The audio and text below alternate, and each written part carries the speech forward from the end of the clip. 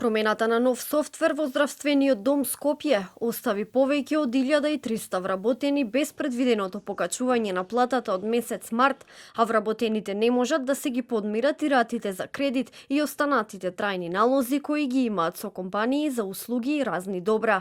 Боби Бојчевски од Независниот синдикат на здравството вели дека доколку 2 месеци не се исплатат средства за роба земена на рати или пак рати за кредит, на вработените ќе им дојдат извршители на врата.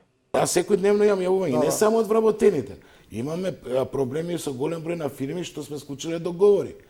Големи фирми кои каде што нашите земале дали техника, бела техника, дали апарати за домаќинство, дали мебел, намештај, мотори, точаци, автомобили земале на рати, каде што ние ги склучуваме како синдикат тие договори.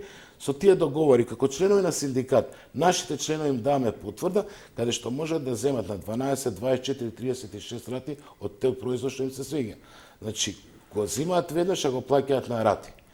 И доаѓа едноставно да 2 месеца за тој вработен не се одбива. Ни отплата, не се одбива никаков додаток. И автоматски доаѓаат до активирање на овие извршители. Бојчевски објасни дека доколку дојде до блокирање на сметките на вработените поради неисплатени долгови, товарот за исплата на каматите ќе падне на товар на здравствениот дом Скопје. Ако дојде до блокирање на сметките, каматата треба да ја плати некој, треба да ја плати здравствен дом Скопје за одблокирање на луѓето кои што ги ја земале таа роба на рати. Каматите и од блокадата треба да ја плати здравствен дом Скопје. Не е достојно ние вработени во здравствен дом Скопје да го тужиме здравствен дом Скопје. А исто така ќе има голема одговорност и директорот по законот 353, бидејќи не овозможува исплаќање на овие забрани што ги имаат секој од вработените.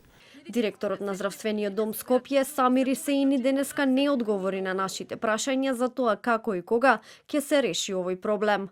Доцнење на платите во здравствен дом Скопје имаше и пред неколку месеци кога падна тогашниот систем поради прекин на електрична енергија.